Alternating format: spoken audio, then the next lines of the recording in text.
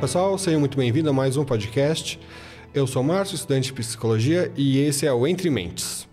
Olá pessoal, eu sou a Andressa, estudante de Psicologia também, e é um prazer poder participar aqui com vocês e conversar sobre esse tema que é tão importante para compreender como a mente humana funciona. Oi pessoal, boa tarde, eu sou a Beatriz, estudante de Psicologia, e é uma alegria estar aqui e falar sobre um tema tão relevante para a área da psicologia, né, e também para a nossa formação. Oi pessoal, eu sou a Maria, eu sou estudante de Psicologia também. E eu também estou muito feliz em estar aqui, podendo falar um pouco sobre esse tema e debater sobre um assunto tão importante para a psicologia e também para a neurociência. Então, meninas, como surgiu o exame do estado mental? Então, o exame do estado mental, ele é uma avaliação sistemática do funcionamento dos processos mentais de uma pessoa. E ele é realizado durante a entrevista clínica com o paciente.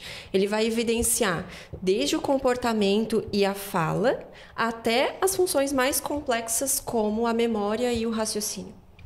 Historicamente, ele foi desenvolvido por Adolfo Meyer em 1918 como uma forma de padronizar a observação clínica em psiquiatria.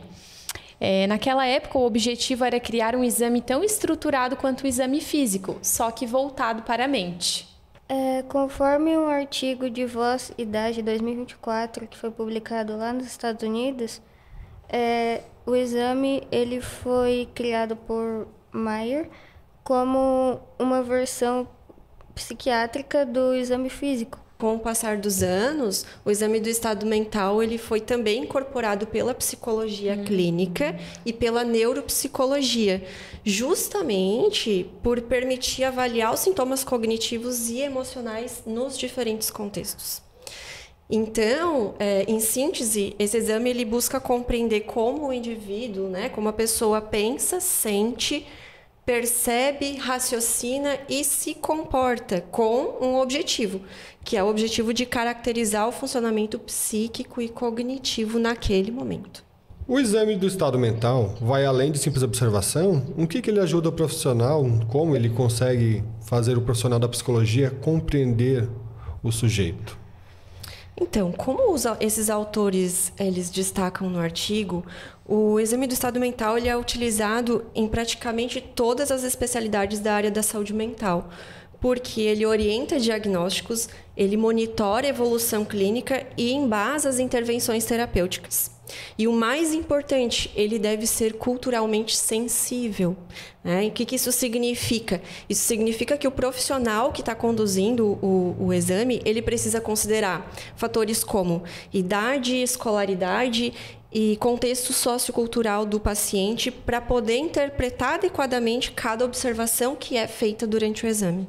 É importante lembrar também que o exame do estado mental ele é muito importante para ajudar o profissional a formular hipóteses diagnósticas, avaliar o estado mental atual do paciente e ele sempre respeita a singularidade do paciente. E compreender o sujeito como um todo, né, Maria? Esse exame do estado mental tem origens bem antigas, é isso mesmo? Lá no século XIX, alguns médicos como o Emil Kraepelin acreditavam já que dava para inferir o estado mental da pessoa pela maneira como ela falava e se comportava. Que interessante, eu não fazia ideia que essa prática vinha de tão longe. Isso explica como o exame do estado mental é tão importante até os dias de hoje. E um fato muito curioso sobre isso é que naquela época os psiquiatras, cada um fazia suas próprias anotações. O exame do estado mental só foi reconhecido nos Estados Unidos em 1946 e hoje ele é padronizado, então é muito mais fácil, né? Porque imagina a confusão, cada um fazendo seu próprio modo de anotar, hoje em dia tem um padrão. Perfeito. Vamos lá, Andressa. E na prática, como é estruturado, quais são as partes desse exame? Então, embora cada clínico tenha a sua forma, né, de aplicar o exame, de modo geral, o exame do estado mental ele tem algumas divisões, algumas áreas, né, e que elas são interconectadas. Então, juntas, elas formam um retrato clínico do funcionamento mental como um todo. E aí a gente pode citar algumas delas, né? A primeira é a aparência e o comportamento, onde é observado, por exemplo, a higiene do paciente, como ele está vestido, como é a postura dele, né, no consultório ou na clínica, naquele momento, como são as expressões desse paciente.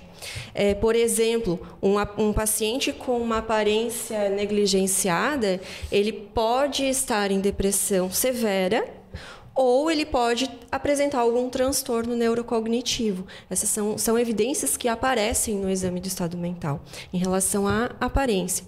Com relação à fala, o clínico vai avaliar, o neuropsicólogo vai avaliar a fluência, o ritmo e o volume. Uma fala lenta, ela pode indicar um retardo psicomotor, por exemplo. E uma fala acelerada, uma mania ou ansiedade. E também tem a questão do humor e afeto, né? Que o humor é o que o paciente ele relata sentir, enquanto o afeto é o que o profissional observa nele. Quando há incongruência, como dizer eu estou ótimo chorando, isso levanta um sinal de alerta. E também tem a questão do pensamento, examina tanto o curso, se é lógico ou desorganizado, quanto o conteúdo, ideias obsessivas, delírios. E também a questão da percepção, que avalia alucinações e ilusões, sempre considerando o contexto cultural desse paciente. É isso mesmo, Bia. E além desses, ainda nós temos mais dois, que são a cognição e os insights e julgamentos. A cognição, ela vai incluir a atenção, a memória, a linguagem e o raciocínio desse paciente. E é justamente aqui que o exame se conecta diretamente com a neuropsicologia, nos processos cognitivos. E com relação a insight e julgamento, é uma investigação se a pessoa reconhece a sua condição atual e se ela consegue tomar decisões coerentes com a realidade, com aquilo que ela está vivendo naquele momento. E para trazer isso para a prática, né, a gente pode pensar em um paciente que ele chega desorganizado, fala bem baixinho, não olha nos olhos. Esse tipo de comportamento, ele já mostra bastante sobre o estado mental desse paciente, esse estado emocional dele. E é nesse olhar atento, cheio de escuta e sensibilidade, que o exame do estado mental realmente faz a diferença. É isso mesmo, Bia. Nesse caso, o psicólogo ele registraria observações em comportamento, afeto e fala, conforme o que a gente colocou agora há pouco, né? E esses registros, eles são sem julgamento. Isso é muito importante, porque nesse momento o psicólogo vai apenas descrever tecnicamente o que ele está observando. Por isso que a gente sabe que o exame do estado mental ele é científico. Ele não é uma opinião pessoal do psicólogo. Isso é muito interessante. A gente pode, inclusive, pensar que, assim como o médico escuta o coração, o exame do estado mental ajuda os profissionais da saúde mental a escutar a mente da pessoa. Sempre com muita empatia, técnica e ética. Bom, pelo que eu entendi, esse exame ele tem toda uma base científica, né, empírica, testada, mas pelo que eu percebo também existe o mini exame do estado mental. Qual é a diferença deles? É isso mesmo. O exame do estado mental ele é um exame clínico, qualitativo e observacional. Enquanto o mini exame do estado mental, ele é um teste padronizado e quantitativo, que é utilizado principalmente para rastrear déficits cognitivos como as demências. Ou seja, o mini exame do estado mental complementa, né? É um exame complementar, mas ele não substitui o exame do estado mental. Aqui no Brasil, o mini exame do estado mental ele foi adaptado para diferentes níveis de escolaridade, para que os resultados possam ser mais precisos e justos. E sabe o que eu acho interessante? Que esse exame do estado mental, ele mostra o quanto observar alguém exige sensibilidade e não é só técnica, né? Na neuropsicologia, o exame do estado mental é a primeira etapa de toda avaliação cognitiva de um paciente. Então, ele permite detectar sinais iniciais de disfunção mental, como alterações de atenção, memória e raciocínio, que indicam a necessidade de uma avaliação neuropsicológica mais profunda em alguns casos. Isso tudo mostra como o exame do estado mental vai além da observação. Ele também tem um papel importante na detecção precoce de alterações cognitivas desse sujeito também.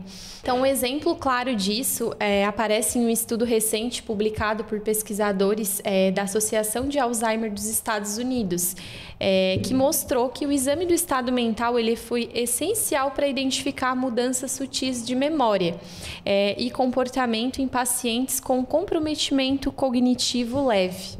Achei bem interessante. Legal esse mesmo. Estudo. Isso mesmo, esses achados combinam com os testes psicológicos padronizados.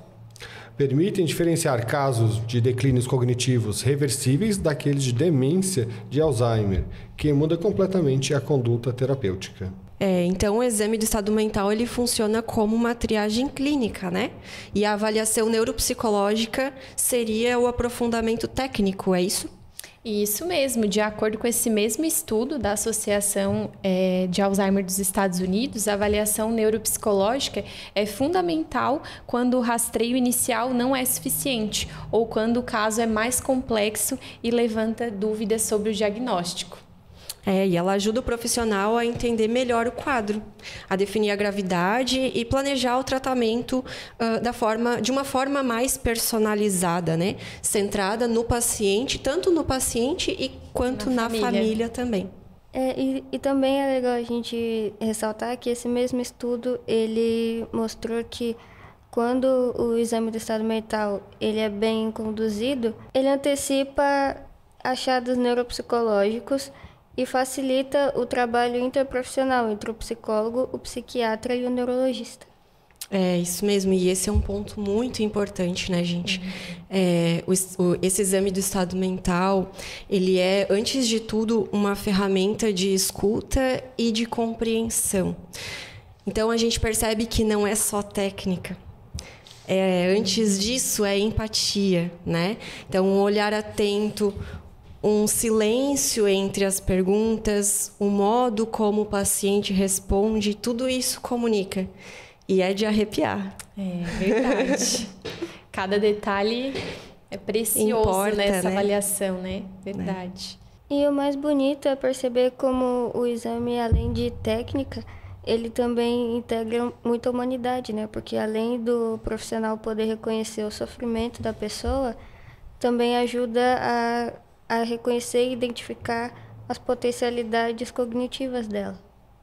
As cognitivas e as emocionais, né, Maria? Sim. Agora chegou o nosso quadro Fato ou Mito. Eu e minhas colegas vamos tentar desmistificar alguns fatos ou mitos sobre o exame. Estão preparadas? Preparadíssima. Vamos descobrir juntos. O exame do estado mental é igual ao mini exame do estado mental? É um mito. O exame do estado mental, como nós já falamos, é observacional. O mini exame do estado mental é padronizado. Só psiquiatras aplicam o exame do estado mental? Mito. Psicólogos e neuropsicólogos realizam também esse exame. O exame do estado mental é subjetivo? Parcialmente, ele é qualitativo. Ele é também fundamentado em critérios técnicos e científicos. O exame do estado mental serve apenas para identificar transtornos mentais?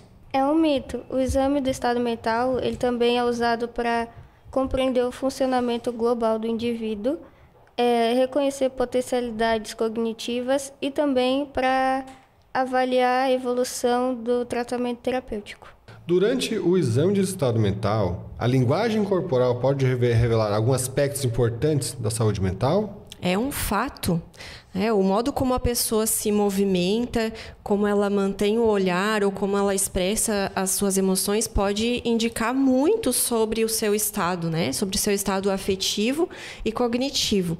Por isso que a observação é uma parte essencial do exame.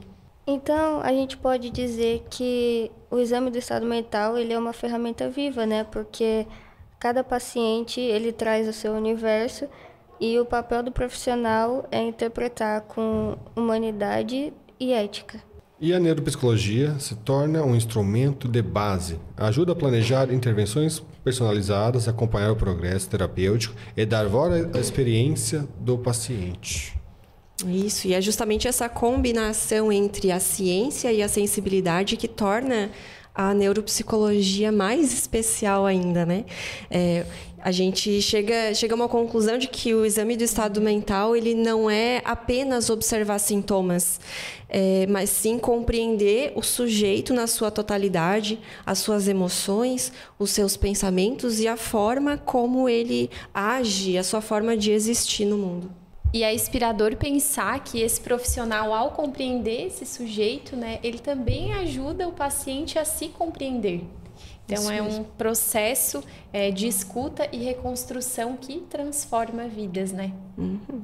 E vale lembrar que o acompanhamento não termina no primeiro exame. E a reavaliação neuropsicológica, ela melhora muito o prognóstico e o planejamento terapêutico. Especialmente em casos sutis ou quando os fatores culturais ou educacionais interferem na interpretação dos resultados também. E chegamos ao final de mais um episódio do nosso podcast Entre Mentes. Agradeço vocês que estão aqui, nossa bancada, você que está aí do outro lado. Hoje aprendemos um pouco sobre o exame de estado mental. Tiramos um pouco de curiosidade, algumas dúvidas e até o próximo episódio.